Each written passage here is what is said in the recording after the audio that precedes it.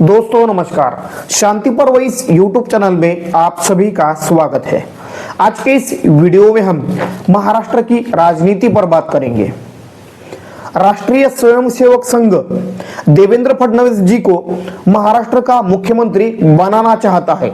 इस विषय पर विश्लेषण करेंगे। वीडियो को लाइक, शेयर और चैनल को सब्सक्राइब करना मत भूलिए। महाराष्ट्र विधानसभा चुनावों की घोषणा हो चुकी है। आने वाले विधानसभा चुनाव में यानी होने वाले विधानसभा चुनाव में किसी भी हालत में महाराष्ट्र में बीजेपी के नेतृत्व वाली महायुति को बहुमत मिले, इसके लिए आरएसएस पूरी ताकत झोंक देगा। यानी एक तरीके से जो आरएसएस लोकसभा चुनाव में शांत बैठा था, यानी नरेंद्र मोदी जी के लिए शांत बैठा था, लेकिन देवेंद्र फडणवीस जी के लिए वही आरएसएस सक्रिय दिखाई दे रहा है। यानी देवेंद्र फडणवीस जी को आरएसएस किसी भी हालत में महाराष्ट्र का मुख्यमंत्री बनाना चाहता है। ऐसी चर्चा इस वक्त महाराष्ट्र में हो रही है। 2.5 साल पहले बीजेपी के आलाकमान ने एकनाथ शिंदे जी को मुख्यमंत्री बनाया, लेकिन एकनाथ शिंदे जी को मुख्यमंत्री बनाना बीजेपी की सबसे बड़ी गलती साबित हो चुकी है। एकनाथ शिंदे जी को मुख्यमंत्री बनाकर बीजेपी को सत्ता मिली, लेकिन जो पकड़ 2014 से लेकर 2019 तक महाराष्ट्र में बीजेपी की थी, वो पकड़ पूरी तरह से एक तरीके से कमजोर हुई। यानी सत्ता हो या सत्ता पाने के लिए जो नैरेटिव एक खड़ा किया था, जो हिंदुत्व का नैरेटिव था या डेवलपमेंट का एजेंडा हो या करप्शन के खिलाफ की जो लड़ाई हो, उसके कारण महाराष्ट्र में बीजेपी का एक मजबूत एजेंडा था। उस एजेंडे को एक तरीके से बड़ा झटका लगा। सरकार का कंट्रोल धीरे धीरे एकनाथ शिंदे जी के हाथों में चला गया। देवेंद्र फडणवीस बीजेपी के महाराष्ट्र के सबसे बड़े नेता, लेकिन वो डिप्टी चीफ मिनिस्टर बने, यानी उनका प्रमोशन होने के बजाय उनका डिमोशन हो गया। इसके कारण महाराष्ट्र बीजेपी के कार्यकर्ता और नेता पूरी तरह से नाराज हो चुके थे, और उन्हीं के साथ बीजेपी का निष्ठावान वोटर जो बीजेपी का सपोर्टर है वो भी नाराज हो चुका था। उस गलती को आने वाले चुनाव में न दोहराया जाए, इसके लिए बीजेपी और आरएसएस पूरी तरह से सक्रिय हो चुका है, और किसी भी हालत में विधानसभा चुनाव के बाद महाराष्ट्र में महायुति की सरकार बने और बीजेपी को सबसे ज्यादा सीटें मिले, इसके लिए आरएसएस प्लान कर रहा है। महाराष्ट्र विधानसभा के चुनाव घोषित होने से पहले ही आरएसएस और महाराष्ट्र बीजेपी के नेताओं की कई मीटिंगें हो चुकी है। यानी एक तरीके से इस वक्त महाराष्ट्र में आरएसएस और बीजेपी के नेताओं में जमीन पर समन्वय दिख रहा है। अगर वो समन्वय अच्छी तरह रहा तो विधानसभा चुनाव में बीजेपी को और महायुति को फायदा हो सकता है। देवेंद्र फडणवीस नागपुर से आते हैं। नागपुर आरएसएस का सेंटर है। देवेंद्र फडणवीस आरएसएस के करीबी माने जाते हैं। आरएसएस को पता है कि अगर महाराष्ट्र में आरएसएस का जो एजेंडा है उसे कोई नेता लागू कर सकता है या उसे आगे बढ़ा सकता है, तो उस नेता का नाम है देवेंद्र फडणवीस। लेकिन अगर देवेंद्र फडणवीस महाराष्ट्र के मुख्यमंत्री नहीं बनते तो आरएसएस का एजेंडा अच्छी तरह से महाराष्ट्र में ना लागू नहीं हो पाएगा, क्योंकि देवेंद्र फडणवीस जी को 2014 से लेकर 2019 तक लगातार 5 साल तक मुख्यमंत्री पद पर वो बने रहे हैं और उनको महाराष्ट्र की अच्छी खासी समझ आ चुकी है, और एडमिनिस्ट्रेशन पर भी उनका अच्छा खासा कंट्रोल है। पश्चिम महाराष्ट्र हो, विदर्भ हो, मराठवाड़ा हो या मुंबई कोकण का इलाका, महाराष्ट्र में बीजेपी के जितने भी नेता कार्यकर्ता है उन पर देवेंद्र फडणवीस जी के नेतृत्व की एक तरीके से छाप पड़ चुकी है। यानी बड़ी संख्या में महाराष्ट्र के बीजेपी के नेता और कार्यकर्ता देवेंद्र फडणवीस जी के नेतृत्व को मानते हैं और देवेंद्र फडणवीस जी ने विपक्षी पार्टियों पर, खासतौर पर कांग्रेस और एनसीपी पर एक दबाव बनाकर रखा था। उसके कारण जो बीजेपी का या आरएसएस का एजेंडा है, उस एजेंडे को एक तरीके से जनता ने पूरी तरह से स्वीकार भी किया था। लेकिन पिछले 2.5 साल में जब से मुख्यमंत्री एकनाथ शिंदे जी बने हैं, तब से बीजेपी की सत्ता के ऊपर कम पकड़ तो मजबूत नहीं रही, लेकिन बीजेपी का एजेंडा भी कमजोर हो गया और उसका बड़ा नुकसान लोकसभा चुनाव में बीजेपी को महाराष्ट्र में उठाना पड़ा। जो बीजेपी पिछले लोकसभा चुनाव में 23 सीटें जीती थी, उस बीजेपी को इस लोकसभा चुनाव में केवल 9 सीटें मिली। बीजेपी और आरएसएस में इस वक्त महाराष्ट्र में समन्वय तो अच्छा खासा नजर आ रहा है, लेकिन क्या वो समन्वय बीजेपी को विधानसभा चुनाव में जीत दिला पाएगा? ये आने वाला चुनावी नतीजा ही बताएगा। लेकिन इस वक्त महाराष्ट्र में देवेंद्र फडणवीस जी को एक तरीके से बीजेपी के जो चुनावी रणनीति के अधिकार एक तरीके से मिले हैं, या देवेंद्र फडणवीस आगे होकर बीजेपी के लिए चुनावी रणनीति बना रहे हैं।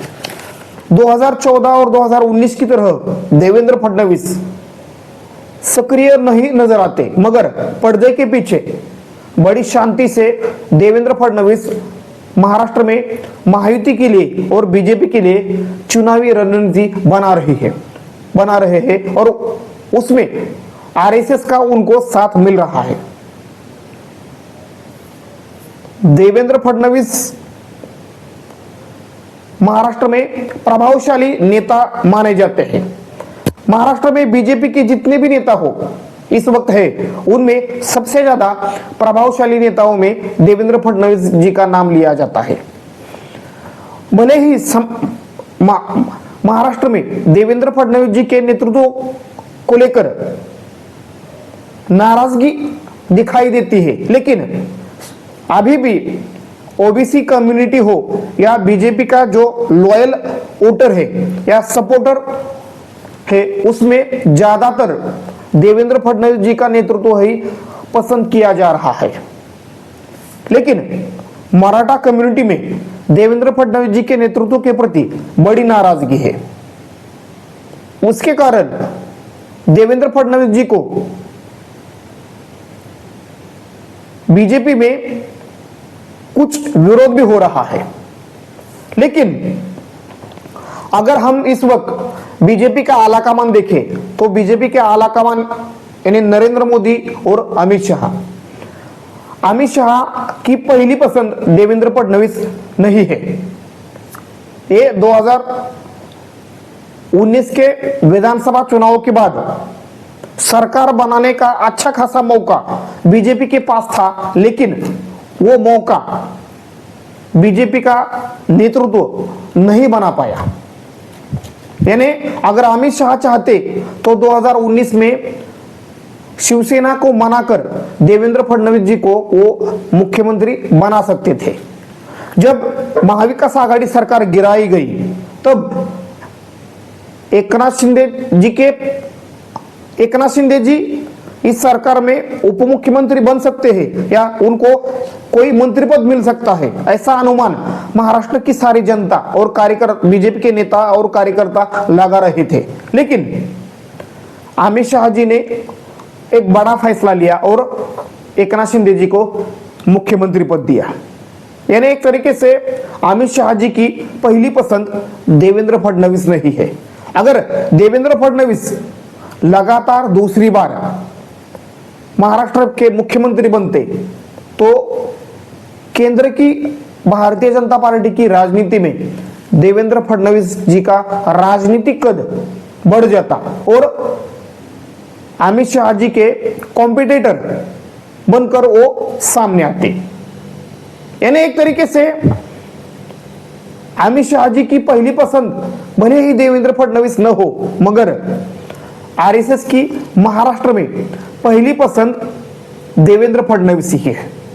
लेकिन 2014 से लेकर 2019 तक देवेंद्र फडणवीस जी ने जिस प्रकार से सत्ता चलाई, सरकार चलाई, और अपने पार्टी में ही जो उनके प्रतिद्वंद्वी यानी उनके जो विरोधी गुट के नेता थे, जो प्रभावशाली नेता थे, उन नेताओं को एक तरीके से देवेंद्र फडणवीस जी ने निपटाया। उनमें एकनाथ खड़से हो, विनोद तावडे हो, चंद्रशेखर बावनकुळे हो, या सुधीर मुनगंटीवार हो, या आशीष शेलार हो। यानी एक तरीके से देवेंद्र फडणवीस जी के नेतृत्व को भी बीजेपी में भी उनके नेतृत्व को विरोध करने वाले नेता भी बड़ी संख्या में है। क्या वो नेता देवेंद्र फडणवीस जी को फिर से एक बार मुख्यमंत्री के पद पर देखना चाहेंगे? ये भी बड़ा सवाल है। लेकिन बीजेपी में सबसे ज्यादा चलती है तो वो आरएसएस की, और इस वक्त केंद्र में भले ही बीजेपी की सरकार है, यानी एनडीए की सरकार है, और वो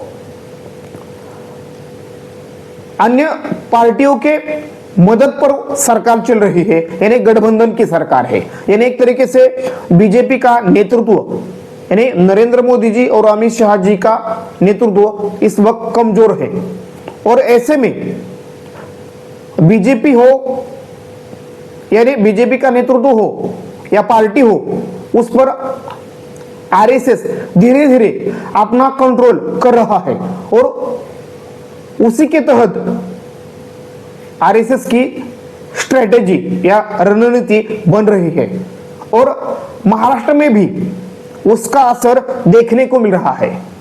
यानी एक तरीके से महाराष्ट्र में देवेंद्र फडणवीस जी की काबिलियत आरएसएस को मालूम है, और सरकार चलाने का उनका अनुभव, उनका हुनर, और जिस प्रकार से उन्होंने कांग्रेस और एनसीपी को दबाकर रखा है, उसे देखे तो देवेंद्र फडणवीस ही बीजेपी को महाराष्ट्र में अच्छी खासी सरकार चलाकर दिखा सकते हैं, और बीजेपी और आरएसएस का एजेंडा अच्छी तरह से आगे बढ़ा सकते हैं। ये पूरी तरह से आरएसएस के नेताओं को मालूम है। और इस वक्त महाराष्ट्र में बीजेपी का जो भी चुनावी प्रचार हो रहा है, और इस चुनावी प्रचार को लेकर जो भी एडवर्टाइज हो रही है, जो भी बैनरबाजी हो रही है, जो भी घोषणाएं सामने आ रही है, अगर उसे हम बारीकी से देखें तो उसमें देवेंद्र फडणवीस जी के नेतृत्व को प्राथमिकता दी जा रही है, यानी उनका नाम आगे दिखाई दे रहा है। या जो महाराष्ट्र में बीजेपी की चुनावी रणनीति बन रही है, वो देवेंद्र फडणवीस जी के इर्द गिर्द ही बन रही है। इस वक्त महाराष्ट्र में बीजेपी ने 99 सीटों पर अपने उम्मीदवारों का ऐलान किया है, और उन उम्मीदवारों में भी ज्यादातर देवेंद्र फडणवीस जी के पसंद के नेता दिखाई दे रहे हैं। यानी एक तरीके से महाराष्ट्र में फिर से एक बार चुनाव होने के बाद महायुति को, यानी बीजेपी के नेतृत्व वाली महायुति को बहुमत मिले, इसके लिए आरएसएस पूरी तरह से सक्रिय हो चुका है, और चुनाव के बाद किसी भी हालत में देवेंद्र फडणवीस ही मुख्यमंत्री बने, इसके लिए बीजेपी और आरएसएस पूरी तरह से एक उनमें समन्वय नजर आ रहा है। यानी एक तरीके से देवेंद्र फडणवीस विधानसभा चुनाव के बाद महाराष्ट्र में महायुति के मुख्यमंत्री हमें दिखाई दे सकते हैं। भले ही इस वक्त चुनाव में बीजेपी और महायुति ने मुख्यमंत्री पद का ऐलान न करने का निश्चय किया है। लेकिन बीजेपी का जो भी प्रचार हो रहा है उसमें देवेंद्र फडणवीस जी को आगे किया जा रहा है या उनके इर्द गिर्द ही चुनावी रणनीति बनाई जा रही है। यानी एकनाथ शिंदे बीजेपी के आलाकमान से यानी अमित शाह जी से गुजारिश कर चुके हैं कि यानी सूत्रों के मुताबिक ये चर्चा इस वक्त महाराष्ट्र में चल रही है कि अमित शाह जी के साथ जब एकनाथ शिंदे जी की मुलाकात हुई तब एकनाथ शिंदे जी ने अमित शाह जी के सामने एक प्रस्ताव रखा और 100 सीट या उससे ज्यादा सीट उनके पार्टी को लड़ने के लिए मिले और एकनाथ शिंदे जी को मुख्यमंत्री पद का उम्मीदवार घोषित किया जाए। यानी ऐसी मांग अमित शाह जी के सामने एकनाथ शिंदे जी ने रखी। लेकिन अमित शाह जी ने जो जवाब दिया, यानी अमित शाह जी ने उस मीटिंग में कहा कि 2.5 साल पहले बीजेपी के नेताओं ने आपके लिए त्याग किया था और 40 विधायक होने के बावजूद भी आपको मुख्यमंत्री बनाया। अब इस आने वाले विधानसभा चुनाव में आपको त्याग करना होगा, यानी सीटें हो या मुख्यमंत्री पद हो वो एक तरीके से बीजेपी को मिलना चाहिए। 2029 में महाराष्ट्र में बीजेपी की खुद की सरकार बने यानी बीजेपी की बहुमत की सरकार बने, ऐसा भी अमित शाह जी ने कहा है। यानी एक तरीके से 100% भाजपा इस रणनीति पर बीजेपी इस वक्त महाराष्ट्र में काम कर रही है। यानी एकनाथ शिंदे और अजित पवार बीजेपी के लिए एक इस वक्त सपोर्ट है, लेकिन जब बीजेपी सशक्त होगी, बीजेपी मजबूत होगी, तब एक तरीके से इस सपोर्ट को निकालकर फेंकने का काम बीजेपी करेगी। यानी 2029 में बीजेपी अपने बलबूते चुनाव जीत सकती है। इस रणनीति पर बीजेपी इस वक्त महाराष्ट्र में काम कर रही है। यानी 2024 हो या 29 हो, इस चुनाव को सामने देखते हुए बीजेपी अपनी रणनीति बना रही है और इस केंद्र में देवेंद्र फडणवीस है और इसमें आरएसएस की मदद बीजेपी को मिल रही है। यानी किसी भी हालत में महाराष्ट्र में फिर से एक बार बीजेपी सत्ता में आना चाहती है और उसके लिए आरएसएस की मदद वो ले रही है और आरएसएस भी पूरी तरह से पूरी सक्रियता से जुट चुका है। यानी जो लोकसभा चुनाव में जो सक्रियता आरएसएस की दिखाई नहीं दी, वो सक्रियता इस विधानसभा चुनाव में देखने को मिल रही है। यानी एक तरीके से आरएसएस सक्रिय होने के कारण बीजेपी का आम कार्यकर्ता, बीजेपी का जो सपोर्टर है, मतदाता है, उसमें भी उत्साह नजर आ रहा है। लेकिन उत्तर भारत के राज्यों की परिस्थितियां अलग है और महाराष्ट्र की राजनीतिक परिस्थितियां या राजनीतिक हालात अलग है। भले ही हरियाणा में बीजेपी ने तीसरी बार सरकार बनाई हो, लेकिन महाराष्ट्र में ऐसा चमत्कार कर पाना बीजेपी के लिए आसान नहीं है, क्योंकि शरद पवार और उद्धव ठाकरे बीजेपी की सबसे बड़ी दिक्कत है और एकनाथ शिंदे और अजित पवार कितने % वोट लाते हैं और एकनाथ शिंदे और अजित पवार का वोट बीजेपी को अच्छी तरह से ट्रांसफर होता है या नहीं होता, ये भी होता है क्या, ये भी सवाल महत्वपूर्ण है। अगर अजित पवार एकनाथ शिंदे जी का वोट अच्छी तरह से बीजेपी को ट्रांसफर हुआ और बीजेपी का भी वोट एकनाथ शिंदे और अजित पवार जी की पार्टी को अच्छी तरह से ट्रांसफर हुआ, तो महाराष्ट्र में महायुति सरकार बनने की संभावना या सरकार बनने की संभावना ज्यादा हो सकती है। मगर इस वक्त महायुति के मुकाबले महाविकास आघाड़ी गठबंधन आगे नजर आ रहा है। लेकिन बीजेपी असंभव को संभव करना जानती है। वो हरियाणा विधानसभा चुनाव में बीजेपी ने कर दिखाया है और उसके कारण बीजेपी का आत्मविश्वास बढ़ चुका है और उसी के तर्ज पर महाराष्ट्र में बीजेपी फिर से एक बार सक्रिय हो चुकी है और देवेंद्र फडणवीस जी भी और उनके साथ बीजेपी के कार्यकर्ता और आरएसएस के कार्यकर्ता भी सक्रिय नजर आ रहे हैं। उनमें अच्छी खासी एकजुट दिखाई दे रहे हैं और उसका अच्छा खासा फायदा इस विधानसभा चुनाव में बीजेपी और महायुति को मिल सकता है। धन्यवाद। वीडियो को लाइक, शेयर और चैनल को सब्सक्राइब करना मत भूलिए।